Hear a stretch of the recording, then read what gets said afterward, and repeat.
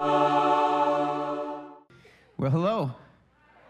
Glad you're here. Listen, thanks so much for your prayers. Last week, back from Israel, it was a fantastic trip with the team, and I'll get to tell you more about it next week. We are in our series called Dirty Little Secrets. In fact, this is the last week of it, and the secret is no one cares.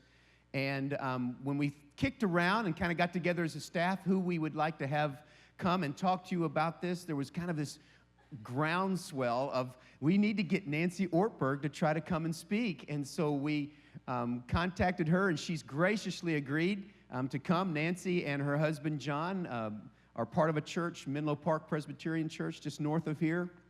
And she is an author, she is a mom of 3 kids, and she's a leader and a great communicator. And I've already heard her. You are in for a treat in this whole secret. So Nancy, come and share with us. I want to give her a great big Westgate welcome. Thank you, Steve. Thank you very much.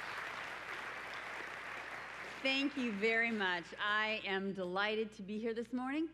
Most of all because I would like to start off by saying I just absolutely applaud a church that would tackle a series like Dirty Little Secrets and that would really put out on the table, force the conversation. How do we live an authentic faith? How do we keep from talking in the mindless ways that sometimes Christians can talk and get the reputation that we get? And how can we put myths out there to unpack and expose and figure out what is the truth? So I want to start this morning by looking at the problem with secrets. And then we're going to spend a little time talking about the truth about, does somebody care? And what does that mean? So let's start with the problem with secrets. What happens in our lives when a thought or an experience or a feeling gets shut up in the dark? What happens when you take those things and hold them deep inside and don't let them out? I think one of the things is that they start to assume exponential proportions, that they start to deviate towards myth instead of truth. Any of you that are here in this room and have a spouse or a significant other have probably had a similar experience like I've had, where John and I have had a disagreement. It's rare, but it happens. And then we work it out, but not everything gets worked out. And we don't say that in the moment, but we both go away, and I'll harbor something or have a thought that I didn't put out on the table for clarity, and it'll just grow. And the next time he sees me, I have this huge boulder that I'm carrying, and he's confused as to how we got from resolution to this. And the problem is I kept it a secret. The other thing that happens when we keep secrets is we start to replace our faith with superstition. We start to believe things that aren't true and that morph us from an authentic, real faith. I think it's one of the reasons why one of the most repetitive phrases Jesus used was, "You have heard it said this, but I tell you this." And one of the most significant things Jesus did in his 3.5 years is he broke up and busted up myths, much to the chagrin of the religious people and much to the delight of people outside of those circles. Some of you remember John chapter 4, the story of the Samaritan woman at the well, where in the middle of the day, Jesus encounters this woman who's getting water, and they have a long conversation about real water and spiritual water. And the turning point of the passage, the hinge point, comes when Jesus speaks the truth to her. And she says, "I don't have a husband." And he says, "You're right, the man that you're living with is not your husband, and you've currently before that man had many men in your life." And she says, "Sir, you are a prophet." And at the end of that chapter, she both confesses and acknowledges that Jesus is the Messiah, but the hinge point comes when he busts the myth and exposes her dirty little secrets that she's kept inside and puts them out, because things don't get healed when they're kept deep inside. In John chapter 1, it says that Jesus came in grace and in truth. The grace part is the easy, nice part. The truth part sometimes is a little harder to integrate. The problem with secrets is they take us down wrong paths, and they lock us into dysfunctions and sin and cause fear and anxiety to grow in us, all of which is the antithesis of the kind of freedom and joy and faith that's vibrant and alive that God calls us to. So let's spend the majority of the time that we have this morning talking about the truth about caring. Because what's really true is at one time or another in your life, and perhaps multiple times in your life, you are going to desperately need care. I don't know how you walked through the doors this morning, but many of you, I'm going to guess, are in a period of your life right now where you need care more than you've ever needed it before in your life. And there is a power, the Bible says, that comes from a sense of us caring for each other, of sacrificing in order to help each other. John 3:16 is a verse that we all learned if you grew up in church when you were little, and we tend to relegate it to kind of a benign flannel graph verse. But it's really a grown-up adult verse that has a lot of teeth in it because it says that God loved us so much, that his care for us was so deep that when he sensed that there was a gap between us that couldn't get closed because of our sin, he immediately thought of his best idea. And that was his only son, Jesus, who meant the world to him, that he would sacrifice that to be reconnected to us. I don't know most of you in this room, and I have a son, and I wouldn't give him for any of you. So God must care a lot. But what do we do with that? In Acts chapter 2, it says that the people that knew Jesus lived together and listened to the teaching of the apostles in such a way and were so inspired by the resurrection that they began to see what needs were around them. And it says in verse 45, they began to sell their possessions and their goods and give to anyone that had need. There was a web of caring in the early church that probably explained a lot of the explosion. The people took note and saw that the church had what they needed.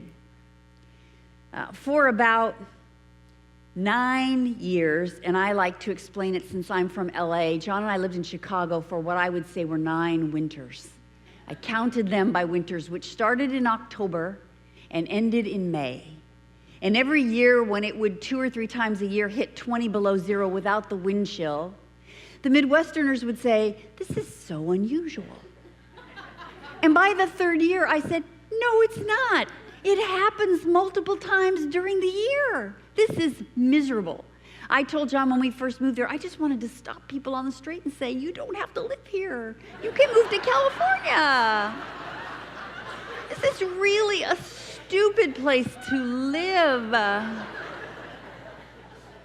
And people will ask me how you made it 9 winters, and I said, I just complained. I complained from October till May. Then I shut up, I enjoyed the summer, I missed the beach, and I started complaining again in October. So John and I lived with our 3 kids on a little cul-de-sac not far from the church that we were a part of, and we had neighbors to the right of us.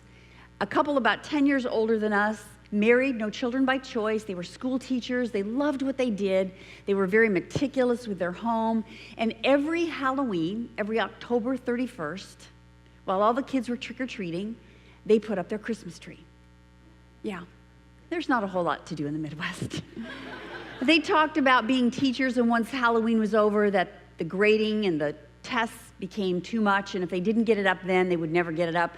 John and I like to think that they put it up just to make us look bad. But we really enjoyed their company. We'd meet them out in the front yard during the spring that lasted 3 or 4 days, and we'd have them over for dinner, and we'd go to dinner at their house, and we just enjoyed them, so we invited them to church from time to time. For 7 out of the first 7 years out of the 9 years we lived there, we invited them to church. I'd say, hey, John's preaching this weekend. We'd love to have you guys come to church. I think we're going to be grading papers this weekend. Yes, we're going to be grading papers. I'm so sorry we can't come. Okay, great. Months would go by, and I'd say, hey, I'm preaching this weekend, and we'll throw in lunch just to sweeten the deal. I think we're clipping our nails this weekend. And pretty soon, even when I'd throw the kids in that were singing perhaps, that frozen smile that was like, quick, keep asking, got through to us, and we stopped asking. Somewhere along the 8th year that we lived there, not knowing that we'd be gone in another 1.5 years, the husband, Neil, came bounding over to our front yard one spring day and said to me, what time do your church services start? Excuse me? What? Here's what happened in his life. He and his wife were teachers. At the school that they taught at, there was a young woman who was a teacher's assistant. You know what kind of salary they make? She had 3 children and a husband. And quite abruptly, her husband walked out on her, leaving her alone to raise the 3 children on a meager salary. And our neighbors, Neil and Pat, cared very much about this woman. They tried to help where they could. And one day they went to school, and she came in all excited, telling them that a church that she didn't attend had a ministry called the Cars Ministry, which was a group of men and women who were mechanically inclined, who over time invited everyone in the congregation who didn't need trade-in value on their car when they bought a new car to turn their used car in to the church.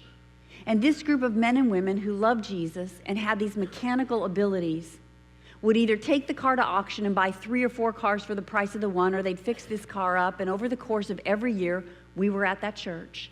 That ministry gave away between 150 and 200 cars, mostly to single moms that didn't go to our church. And all of a sudden, what a sermon couldn't do, what even singers and worship couldn't do, caring so deeply captivated our neighbors that they were asking us if they could come to church with us. That's a pretty profound power that caring has. And Neil and Pat not only started coming to our church, they gave their lives to Christ.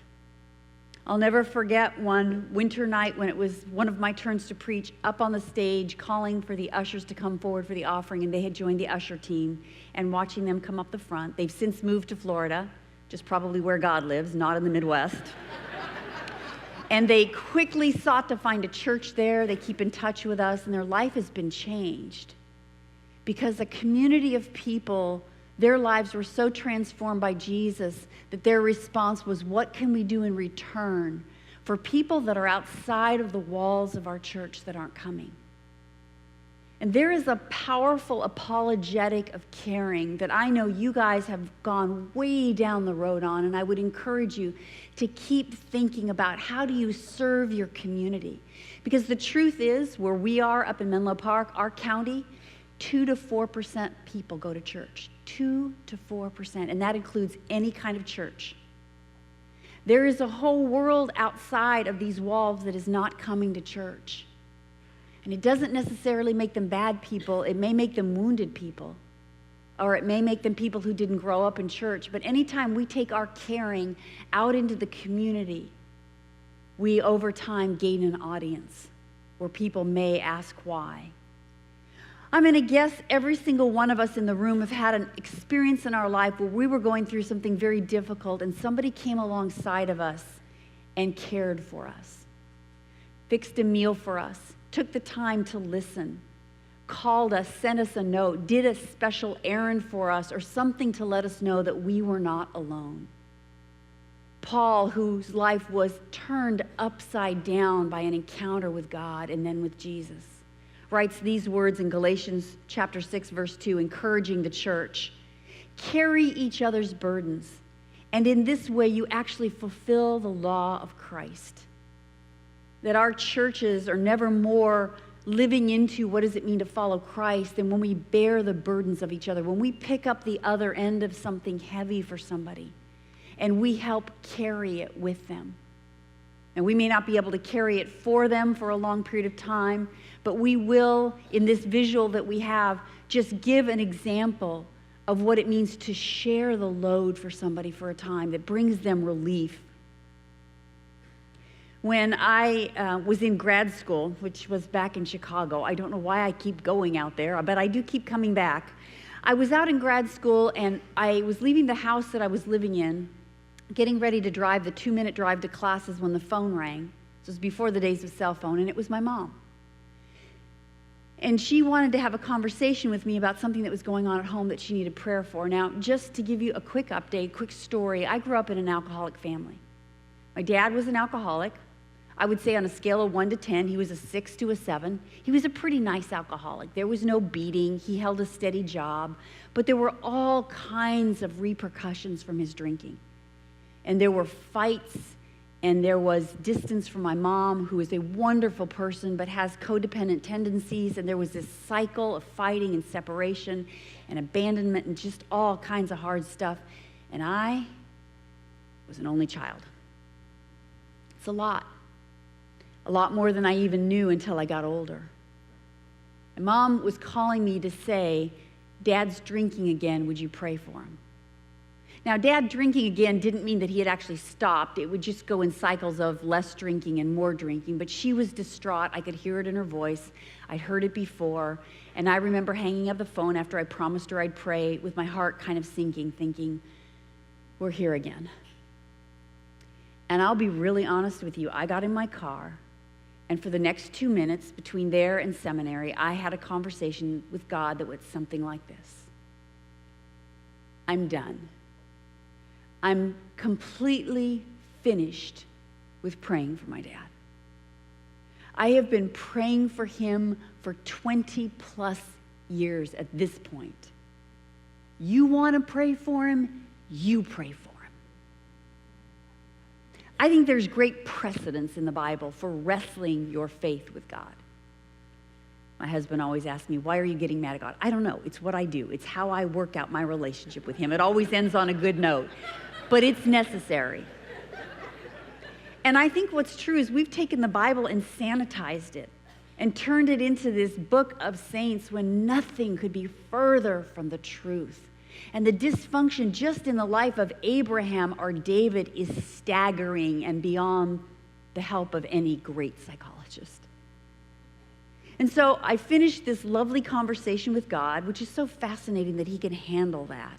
And I really do believe those kinds of moments with God eventually deepen our faith with God, instead of moving us to kind of a chirpy, praise the Lord, superficial faith that really annoys people. And I got out of my car and I was walking to class, and I passed a good friend of mine who asked me how I was, and I said, fine. So stupid.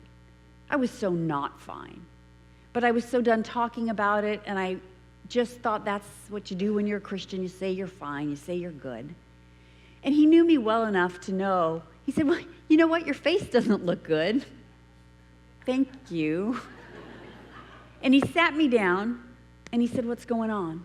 And for the next couple of minutes, I just poured out my frustration with this huge issue in my life that never seemed to change, no matter what we did. And that conversation was 20 years ago. My dad died 20 years ago last week. And I'll never forget this conversation as long as I live, and I forget a lot of things. He said to me, looked me deep in the eyes, put his hands on my knee, and he said, listen, for the next 2 weeks, I forbid you to pray for your father. I went, forbid you to pray? I don't think you can do that. It's not in here. And he said, I don't care. You are beyond a breaking point. And we're not just going to bear your burden, we're going to take it from you for a while. So here's the deal, Nancy. Anytime you feel tempted to pray for your dad, don't do it. Stop yourself. Be strong. And I'm going to find some friends who know you, and I'm going to find some people who don't know you. And I'm going to get a group of people together that love to pray, and we're going to just get on our knees for you. Now, in 2 weeks, I'm going to come find you, and I'm going to have to give this back to you and invite you to join us, but I'm going to bear that burden in a really profound way for you. I've never forgotten that. For the next 2 weeks, every time, and I don't know that I would say I was tempted to pray, but every time I even wanted to have an angry conversation with God, I just let it go. Somebody else is covering that base for me right now. And at the end of about 14 days, sure enough, he found me, and he brought with him some of the people who had been praying, and they prayed with me and over me and reminded me that they would do their best not to forget. And it was a remarkable experience. Whatever kind of sacrifice that you're capable of sometimes in your life to reach out to people who are hurting and wounded is such a reflection of the love of God. When our kids were little, every once in a while, there would be somebody in our neighborhood who was sick or going through a difficult time, and I would pull the kids into the kitchen, and we would make a meal and take it over to them. And before we would leave the house to get in the car together, I would say two things to the kids. We didn't just do that because Mommy likes to cook. Mommy doesn't like to cook. Mommy hates to cook. And I think by the taste of the dinners, you know that's true. And mommy didn't do this because mommy has the gift of hospitality. There's a lot of people that have the spiritual gift of hospitality, and it's a remarkable spiritual gift. I don't have it. We're doing this because it's the right thing to do. We're giving up a little bit of our time. We're veering off into areas that we're not very good at. And we're doing it so that when we take it over, they'll know that somebody cares. And the extent to which you listen to God and figure out what is yours to do, because you can't do it for everybody, and you can't change the whole world, but there will be people that God brings to your attention that need something from you. And because we are full of God ourselves, we are able to give back. And a community of caring is so important. Nobody cares. That's a lie. People care deeply. But the flip side of the power of caring is the limits of caring. And what is true of us also is, I cannot completely bear your burden. I cannot be there every time you need a conversation. I won't even remember to pray for you every time I want to pray for you. I've now taken to using Post-it notes in my car so that I remember to pray for people I say I will pray for. And if 3M ever goes out of business, my prayer life is over. I just hope it stays healthy. The truth is that you and I are limited human beings, as much as we hate to admit that. And there are no amount of meals we can prepare or errands we can run for somebody else that will completely take their pain away. And sometimes in our neediness and our pain, we can become relational black holes. We can become these spinning vortexes that suck people in, and our expectations of care from other people are so high that we're inevitably disappointed and judgmental of other people, and we live in martyrdom and self-pity and in the lie that nobody cares, because nobody cares as many times as I need them to care. About 2 years before I met my husband, I was in a pretty serious relationship with another guy. He was a terrific guy. We had dated for about 2.5 years. We talked about getting married. We both really felt pretty sure that this was the relationship that would lead to a permanent commitment. And then through a variety of circumstances, some things shifted, and I felt pretty clear that we needed to break up. And even though I was the one that initiated it, it's not what I wanted. I don't know that he wanted it. It was just a really painful time. I had gone from really believing I had heard pretty clearly from God that this was the right person to being completely disoriented when that relationship was taken away. And I was in grad school at the time in California, where I started grad school, and I was volunteering at our church in the high school and college age department. And there was a woman a few years older than me who was married with 2 little kids who was also volunteering in that same group, and she became a kind of mentor to me during this time of pain. And 2 or 3 times a week before I would leave for my 3 p.m. shift at the hospital as a nurse, I would go over to her house, and I would sit in a rocking chair, and I would just pour my heart out to her. And she would listen, and she would pray for me, and she would send me notes during the week, and she would call me, and she cared in really deep ways, and really was one of the primary reasons that I was able to get through that period of my life. Right around the 6-month mark of doing this, she walked me to the door when I got done and ready to leave from work, and she put her hand on my shoulder, and she said, "I can't do this anymore. I can't keep giving up 2 and 3 afternoons a week and listening to a constant flow of words from you about your pain. I can't do it." And I got into my car and drove to work, fighting back the tears, and I don't easily cry. So embarrassed and so humiliated and so angry that I felt so let down by her. And for some reason, after the half-an-hour drive to work, right before I got out of my car, I felt like the Holy Spirit whispered to me, "What part of what Betsy just said to you isn't true? And you are leaning so heavily on her that it is crushing her. And it is time to recognize the limits of caring that another person can give you, and to understand deeply that while it's true that we bear each other's burdens, what's really even more deeply true is what the psalmist says in Psalm 68, verse 19. Praise be to the Lord, who daily bears our burdens. That underneath caring in the form of other people is a deeper journey that we need to go into to find this care that only God can give. And I didn't want to go there. Because if you haven't noticed, God doesn't have flesh and bones that I can touch and a face that I can see. And it just didn't feel like enough until Betsy wrested me from her and said, that's the next part of your journey. That's where you have to go. We're not alone in having to let go of the caring of people and to try to find God somewhere in our pain.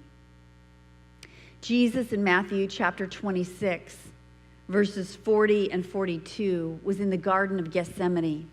And while he was praying and deep in grief and fear, said to his disciples when Jesus opened his eyes from praying and saw that they had fallen asleep, "Could you not keep watch with me for even 1 hour?" And then he returns his attention to God and says, "Father, if it's not possible for this cup to be taken away unless I drink it, may your will be done." But if we go back to the first part of that passage, could you not keep watch with me for even 1 hour? The answer is no. They couldn't. They let him down. This Jesus that they dropped everything to follow knew that he was going to be arrested when the sun came up that morning and had invited them to pray and watch with him, and they let him down. In just a couple chapters before that passage, in John chapter 16, Jesus says probably one of the weirdest things he said, and he said a lot of weird things. I do think that could be a sermon series, the weird things that Jesus said. But in chapter 16, when the disciples were starting to get the message from Jesus that all of this following of Jesus was going to end in Jesus' death, not the overthrow of the Roman government and them being in power on Jesus' right hand and left hand like they imagined, Jesus, on top of that, when that's just dawning on them, he says to them, "It is good for you that I go away." Good for you? We're the guys that dropped our fisher nets and left our occupations. Luke's the guy that left his medical practice. We've left everything to follow you, and now you're telling us it's good that you go away? This doesn't make any sense. And then on top of their disorientation, Jesus adds another layer of complexity when he says to them in verse 32, "Pretty soon, you all standing here will leave me alone. Yet I am never alone, for the Father is always with me." And Peter fought that statement and said, "Lord, I'll never leave you alone," and then left him alone. And in that one verse, Jesus is inviting the disciples to this deeper journey to say that even when people are not enough to care for you, I am. And the truth is that pain can drive us to people, which is a good thing, and they can care for us, and we can care for each other. But ultimately, if those people aren't turning our attention towards God, it's not a holy caring. And the deeper journey is that ultimately the pain moves us to being alone. And in that aloneness, that's where we meet God. In that kind of solitude that we take our restless, anxious heart to, that in that quiet space over time, we are stilled in the presence of God, and we hear his voice, and our feet that are flailing touch granite bedrock in our soul, and we realize that he is there. And he is with us. Now, as my friend Reggie McNeil would say, please don't hear what I'm not saying. Let me give a little caveat to that. I think a lot of times in spiritual formation, we throw out a one-size-fits-all path to God, and we say, have your quiet time every morning and journal, and then you'll find God. have solitude for massive amounts of time every day. I don't think it's possible to engage in solitude every single day, but I think your soul will start to hunger and crave it and lead you to when you need it. I remember where I was in Chicago when I realized that Jesus never journaled, never once, not in his whole life. Love it. If journaling works for you, that's fabulous. Don't stop. But we get so prescriptive with how we follow God that we insist that other people do it the way that we do it. I journal in a crisis. When I'm in a new crisis, I want a new journal. I have about 15 journals. Every one of them has 3 or 4 pages filled up, and then I want a new journal when I have a new crisis. There is a kind of solitude that your heart will be drawn to when the pain gets great enough, or when the RPMs in your life get so much that you know you need to stop. I got a phone call last week from my cousin Kenny, who was like a brother that I never had. And Kenny spent 25 years of his life going down all kinds of wrong roads and cul-de-sacs of drugs, sex, rock and roll, and probably about 12 years ago gave his life back to Christ and married a lovely woman. They live on the East Coast now. And he called me this week to tell me that Tina has a tumor and they were doing a biopsy on Friday. So after I hung up the phone with Kenny, I called Tina immediately and began to listen and talk to her. And I recognized the wall of words that were coming over the phone. I recognized it because I've done that out of sheer terror and panic. And she kept talking faster and faster, convinced that the tumor wouldn't be cancer, that she had 2 young children still at home. And finally, I just said to her, Tina, here's the deal. You will not know for 10 days whether it's cancer or not. No amount of second guessing or conversation or trying to talk enough to configure the outcome will ever let you know what the truth is. You will not know for 10 days. And your challenge right now is, how will you live those next 10 days as best you can in this aloneness with God, who gives you the kind of comfort that you're looking for and the kind of caring that your soul needs. And again, that calm stillness in front of God may not be probably 24 hours a day. You may be lucky on some days to get 30 seconds of it, and that's enough for that day. You grab a hold of those 30 seconds as the only and best truth, and you take it into the next day and the next day. And that's different than the chirpy type of Christianese we want to give each other of, I'll pray for you, everything will be fine, you know it'll be okay. And Kenny called me 2 days ago to say the doctor said he's 90% sure it's cancer. They will meet with the doctor on Tuesday, and they will put a plan together. And her challenge will be to let other people bear the burden for her as best we can, but at the end of the day, when Kenny falls asleep next to her, when I live on the other coast, when the meals have stopped for the moment and the card isn't coming in the mail, all that's left in bedrock is her alone with God. Henry Nouwen, in his book, The Inner Voice of Love, which if you haven't read it, I would highly recommend it. It was a journal he wrote during probably the darkest period of his life. He never intended to publish it, and not long before he died, some of his friends really encouraged him to put it into print because they thought it would help so many people. And he writes this: our brokenness can become a gateway to new life. You need to let your wounds go down into your heart. Then you can live them through and discover that they will not destroy you. Your heart is greater than your wounds. Live through the pain. And that is so counterintuitive to us, isn't it?